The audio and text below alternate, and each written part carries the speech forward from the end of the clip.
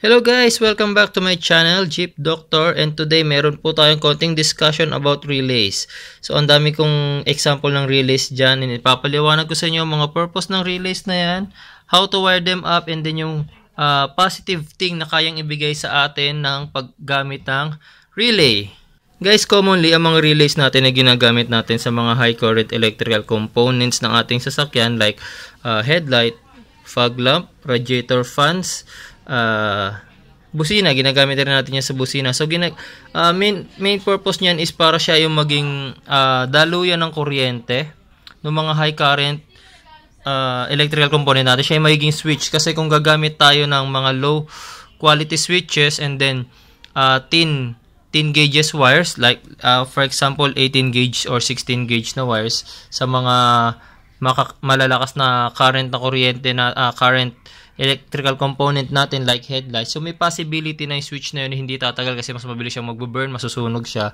Tapos yung mga wires natin is sobrang umiinit. Guys, ginagamit din siya para maging cost saving or makatipid tayo sa pag-wire ng ating electrical component. So for example, meron tayong headlight that requires a higher quality ng switch and then makapal na gauge ng wires para ma-carry out or maging maganda yung daloy ng kuryente doon sa wires na yon, mabawasan yung voltage drop na tinatawag. So kailangan natin ng makapal na wire and then good quality switches para mapagana yung ating headlight. So in other situation, mas mahal kasi yung wires na makakapal, of course. Tapos ang per metro ng makakapal na wires siguro nasa 50 pesos pataas ang isang metro niyan. Tapos ang high quality switches, of course, alam niyo naman kung gaano kamamahal ang mga switches. Yung ordinary switches nga lang is 50 pesos na. How much pa yung mga high quality switches? So nandiyan si relay to replace yung mga makakapal na wires and then yung high quality switches na yon, kasi siya na yung dadaluyan ngayon ng high current electricity na yon. Tapos pwede na natin siyang gamitin ngayon ng mga ordinary switches na lang, namumurahing switches, and then pati yung mga wires natin, pwede na tayong gumamit ng 18 gauge wire or 16 gauge wire, which is cheaper kaysa doon sa makakapal na klase ng wires na kakailanganin ng headlight. Kung mapapansin nyo, ang mga sasakyan natin, nasa engine bay ang ating battery. Tapos from the battery going to our ignition switch, magta-travel ang kuryente by using a cable, battery cable or makakapal na gauges ng wire. Then from ignition switch na yon, sa manibela natin, going naman sa ating electrical component. So yung mahabang wires na tinravel ng ating electricities, nagkakaroon na ng voltage drop doon because of the resistance ng wire.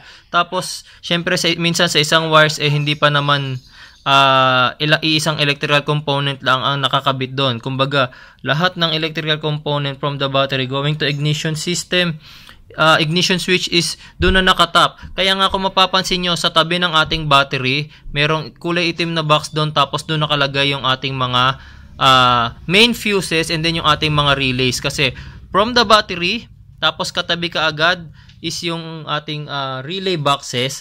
So lahat ng ating relays is installed malapit sa battery para mabawasan na yung voltage drop na tinatawag. Tapos yung mga electrical components natin nga na ginagamitan ng relays is direkta na nakakakuha ng power sa ating battery.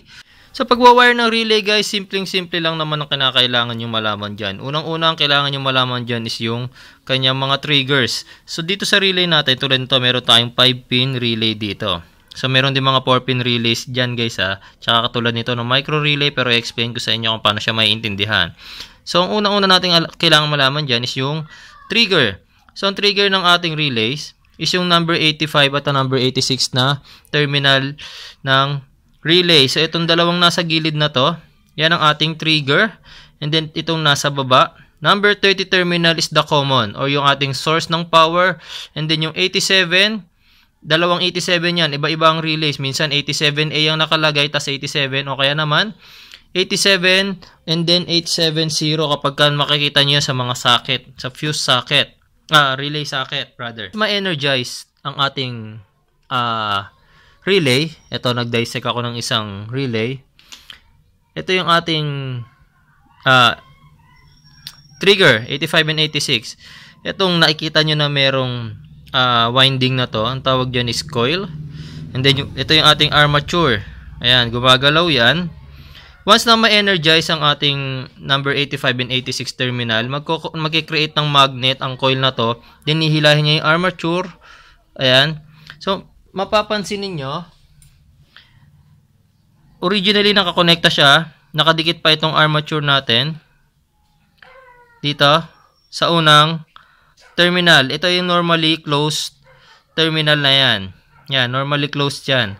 Tapos, once na ma-energize na nga yung 85 and 86, magkakaroon ng magnet. So, hihilahin ngayon yung armature. Then, lilipat ito papunta sa kabila. Yung kabila, hindi lang masyadong kita. Yun naman yung ating normally open contact. Normally closed contact, normally open contact. So, dito, ang normally open contacts lagi ito. And then, ang normally closed contact is ito. Yung nasa gitna. Pero, depende pa rin yan, guys, sa klase ng relay na ginagamit. Kasi meron tayong tinatawag na changeover relay or yung double throw na tinatawag. Ito yung klase ng changeover relay. Single pole double throw ang tawag dito. Tapos meron naman tayong klase ng relay na double contact. Ito naman yan. Yan. Yan. So once na ma-energize ang number 85 and 86, yung ating coil, from number 30, susuplayan niya ng kuryente ngayon ng ating number 87 and 87A. So, sabay magkakaroon ng power yan. Unlike sa relay na to. Ayan.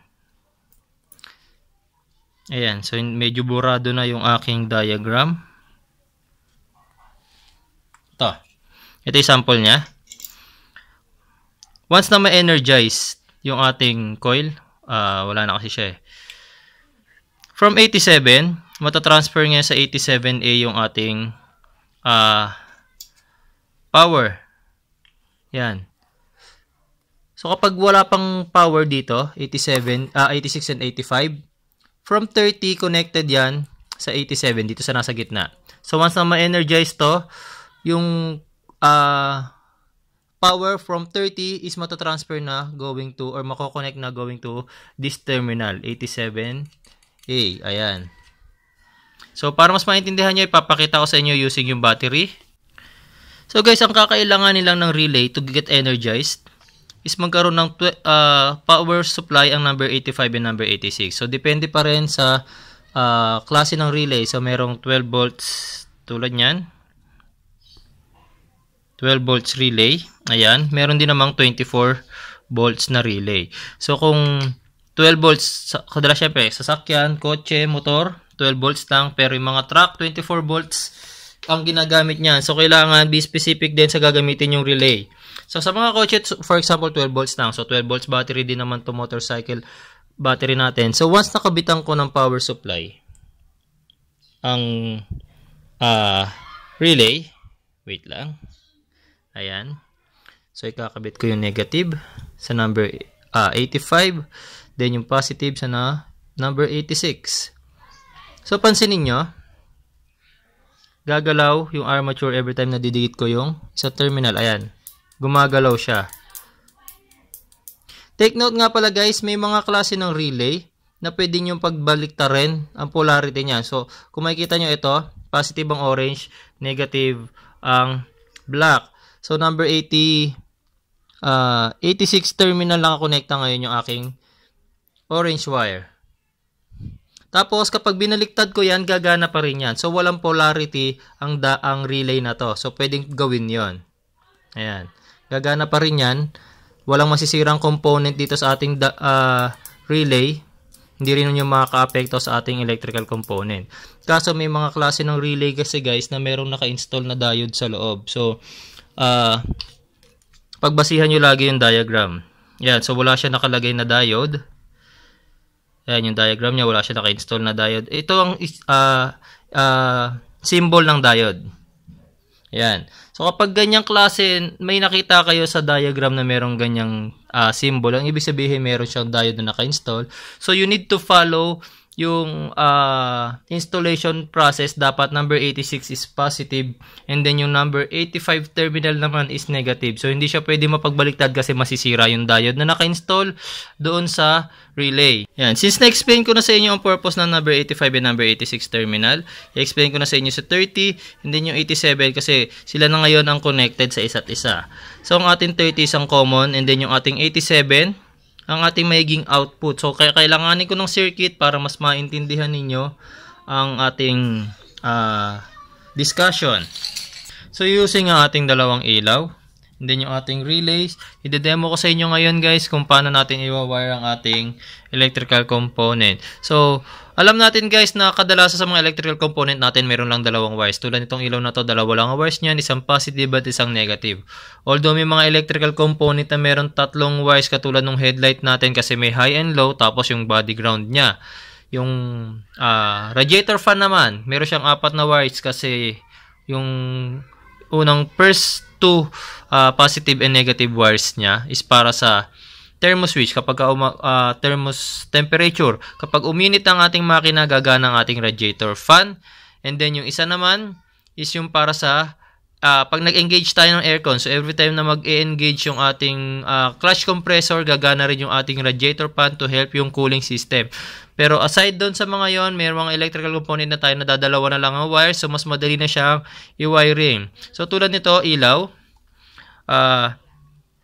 Kadalasan ng ginagawa natin ng body ground, kinakabit na lang natin yan sa metallic parts ng ating sasakyan. O kaya naman, kung malapit lang ang battery, pwede na natin yan i-connecta sa ating negative terminal ng ating battery.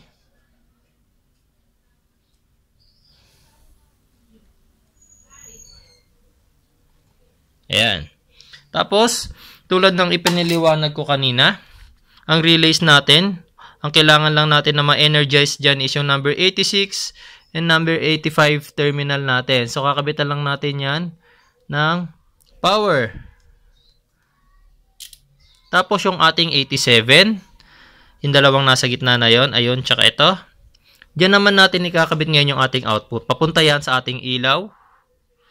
Tig-isa yan. Ayan. Ang isa pa.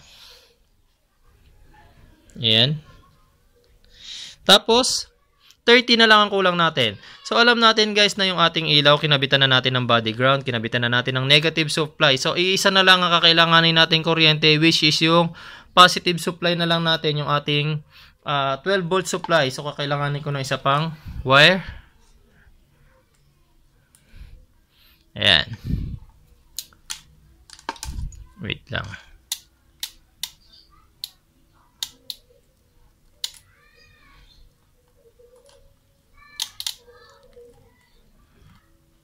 Ayan. Ayan. So, umilaw na siya nung kinabit ko. So, wala pa ako kinakabit na switch, guys. So, hugutin ko muna ang isa sa trigger natin. It's either 85 or 86. So, ayan. So, every time na magkakaroon ng supply, ma-energize nga ang ating number 85 and 86, yung ating mga triggers. From 30, ko-connect ngayon or magta-travel yung kuryente from 30 going dun sa ating output, yung 87 and then yung 87A. Ayan. So, makikita nyo pareho silang umilaw. So, depende pa rin yan guys sa relay, klase ng relay na gagamitin nyo kasi nga meron akong sinasabi sa inyo na relay na yung changeover relay. Ayan. So, para mas maintindihan nyo, papalitan ko ng changeover relay ito. Tatanggalin ko muna yung mga connections nya. Layo ko lang muna tong negative. Ayan. So, ang una ko na ikakabit is yung positive supply niya, yung 30. And then, yung dalawang output, yung 87. Isa pa isa. Ayan. Ito pang isa pang 87. Guys, kung mapapansin nyo, umilaw na agad yung isang ilaw kahit wala pang nakakonekta doon sa ating 86 and then 85 terminal. Yan yung sinasabi ko sa inyo na change over relay. Kapag hindi pa na-energize ang ating coil, yung 30 at yung 8, yung itong nasa gitna na to, 87A na to, is magkakonekta pa yan. Ayan, magkakonekta pa yan, dalawang yan. So, once ma-energize yan, kakabitan ko lang tong 86 and then 87. Mapapansin nyo, mamamatay ito, bubukas naman yung isang ilaw. Ang ibig sabihin, From 30 na wala yung power dito sa gitna, lumipat naman doon sa nasa taas na 87 din, isang output. Ayan. Ayan. So, lumipat lang yung output natin na wala yung power supply dito, tapos nagkaroon dito. Ayan mga boss. So, para mas maging realistic ang ating circuit, naglagay na ako rito ng ignition switch. Gumamit na rin ako ng ordinary switch and then yung ating relay. Then, meron na rin akong fuse box para mas maintindihan nyo kung paano talaga yung tamang pag-wiring ng ating electrical component. So, tulad pa rin kanina, sa ilaw natin, yung negative supply pa rin yan is para sa ating negative battery. Body ground pa rin yan. Negative terminal ng ating battery. So, yung red wires nila, i-connecta lang natin yan sa number 87 terminal ng ating relay. Ayan. Ayan. Tapos, make sure guys, yung number 30 terminal, since positive line ang kinakailangan ng ating ilaw, so positive ang charge na dadaan dito, ang kuryente. So, dapat dadaan yan sa fuse. Yan, pansinin nyo. So, yung 30 natin, once na magkoconnect kayo ng power input dyan, kailangan dumadaan yan sa fuse. Yan, fuse box. Tapos, yung ating trigger. Negative trigger. Then, yung ating positive trigger naman, manggagaling na rito sa ating switch. Yung switch natin connected sa ating ignition switch. Ito yung ating kino-consider ngayon as headlight switch. So, i-connecta natin siya sa ating relay. So, as we all know, ayan, connected na siya. As we all know, once na nakapatay pa ang ating ignition switch, ayan, once nakapatay pa siya, kahit na anong gawin natin sa ating headlight switch, hindi yan ilaw. Ayan. So, once i-turn on natin ang ignition switch natin, naka-on pala yung headlight switch. Once i-turn on natin yung ating ignition switch, pag binuksan na rin natin yung ating headlight switch, iilaw na yung ating mga headlight. So, ganun lang kasimple mag-wiring ng isang electrical component. So, same situation din yan kung ang nagamit nyo naman is yung change over relay. So, pinakita ko na rin siya kanina. Ipapakita ko siya ulit ngayon.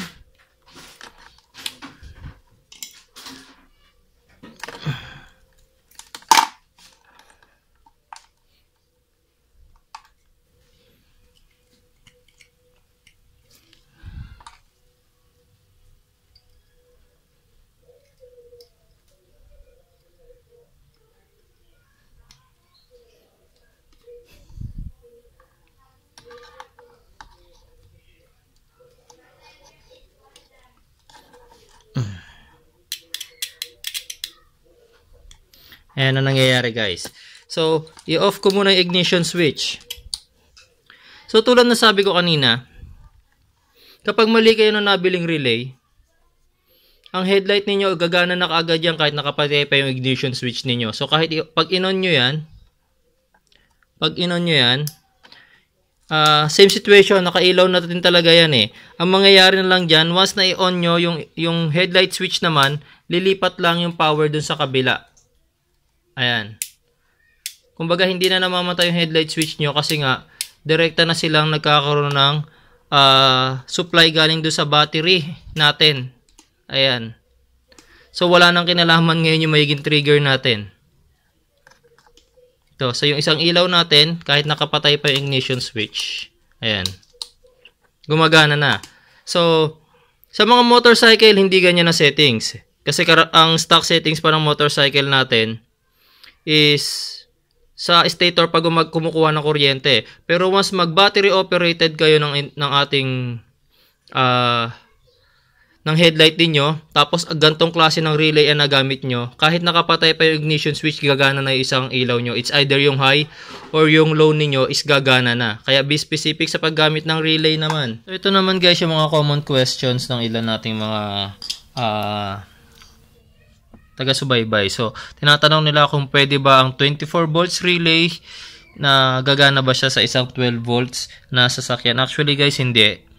Vice versa. Yung 24 volts na relay, hindi nyo pwedeng gamitin sa 12 volts na sasakyan. And then yung 12 volts relay naman, hindi nyo rin pwedeng gamitin sa 24 volts na sasakyan. So, same price lang naman yung relay eh. Yung 24 volts at 12 volts, kapag bumili kayo sa auto supply niyan, same price lang naman yan eh. So, kung 12 volts ang sasakyan ninyo, 12 volts relay ang inyong bibilin. So, kung 24 volts naman, 24 volts relay ang inyong bibilin. So, huwag niyong pagpapalitin. Next question. Jeep Doctor, paano may mga relays kasi na walang diagram? Hindi katulad nito may diagram. Ayan. Unang-una may diagram na siya. Tapos, bawat terminal, may mark. Nakamark kung anong codes nila. 30, 85, 86, 87, and 87A. So, meron silang markings. Paano kung katulad nito? Yan. Wala kayong makikita dyan. Ayan. Ito rin. Micro relay. Ayan, may nakasulat yung micro relay pero kahit ako hindi ko na siya mabasa sa sobrang liit niya. So, paano naman natin malalaman kung alin dito yung 85 and 86, alin dito ang 30, alin naman dito ang 87. So, eto yan. Using, tabi muna natin ito may mga codes. Using a multi-tester. Yan. Tapos, lalagay lang natin sa resistance or sa ohms yung ating multi-tester. Ayan. Then, hahanapin natin ngayon sa terminals na to kung alin ang merong resistance. O yung kailangan pag pinagdikit natin, tinest natin yung mga terminals, papalo yung kamay nung tester natin. So, yung unang magkatabing wire. Ayan. So, makikita nyo hindi gumalaw yung ating tester. Doon sa katapat naman, wala rin. Dito sa katabi niya, ayan. So, nakita nyo gumalaw yung ating tester. So, probably, 86 and 85 ang terminals na to. Then, dito, yung ating common 30 and then yung ating 87. So, tulad ng ating relays, pwede nyo pagbaliktarin yung 85 and 86. So, kahit anong polarity yan, gagana yan. Pwede nyo na rin yung pagbaliktarin kasi wala namang complication kung mapagbaliktad nyo man ang connection ng 30 and that ating 87. So, para makita nyo rin, pansinin nyo itong nasa taas. Di ba ito nasa baba yung ating 85 and then 86? Yung nasa taas natin, pag pinagdikit natin yung tinester natin, wala silang continuity. Ayan. Pero once nakabitan natin yan ng power,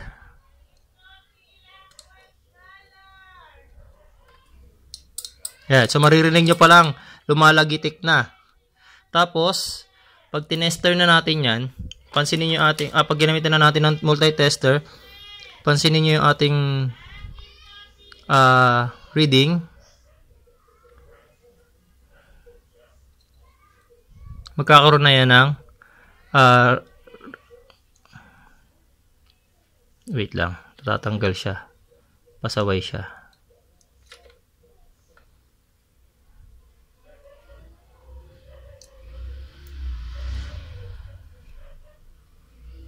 Ayan, nakita nyo nagkaroon na siya ng connection. Ganon din dito, ganon din yung test na gagawin natin. So, lalo na to 5. Using tester. Ayan. So, nakita ko na kaagad yung ating trigger, 85 and 86. Tapos, since 5 pin to, ang ibig sabihin, yung isa dyan, COM, o yung 30, yung isa dyan, normally open, and then yung isa is normally closed. So, 3 na lang ngayon yung iti-test natin. Wala siyang connection. Ayan. So, connected. Kapag wala pang, hindi pa energized ang ating coil, itong terminal na to,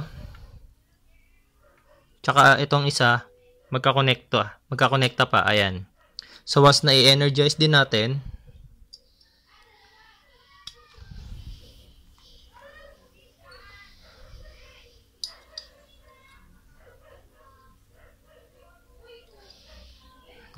natanggal yung ano. battery connection. Yan. Gagamitan natin ulit ng tester. So, kanina, ang may connection is ito, tsaka ito. Nung wala pang charge yung ating coil, yung 85 and 86. So, ngayon, okay, wala na siyang connection. Ang meron yung sa kabila na. Okay. So, ito yung ating normally open. Ito naman yung ating normally close. Ayan. Siya na ngayon yung merong output or yung power supply na galing sa ating 30. So, ito yung ating 30. Ito yung ating normally closed, din yung ating normally open. So, ganun lang guys ang gagawin nyo para malaman nyo kung ano yung mga terminals ng isang relay na walang nakalagay na diagram. So, using at multi-tester, madali na lang siyang malaman. Tapos, naituro ko na rin sa inyo kung paano yung pag-wirings niya. Basta very careful na lang kayo guys sa pag-install ng mga relays and the electrical components niyo. Tinuro ko naman na sa inyo yung basics. So, I hope meron kayo natutunan ngayong araw na to about relays. And I hope nakatulong ako para kahit paparis maunawaan ninyo ang tungkol sa relays guys. And soon, kita tayo guys sa susunod ko pong video guys. Maraming salamat sa patuloy nyo pagsuporta sa aking YouTube channel. Thank you po!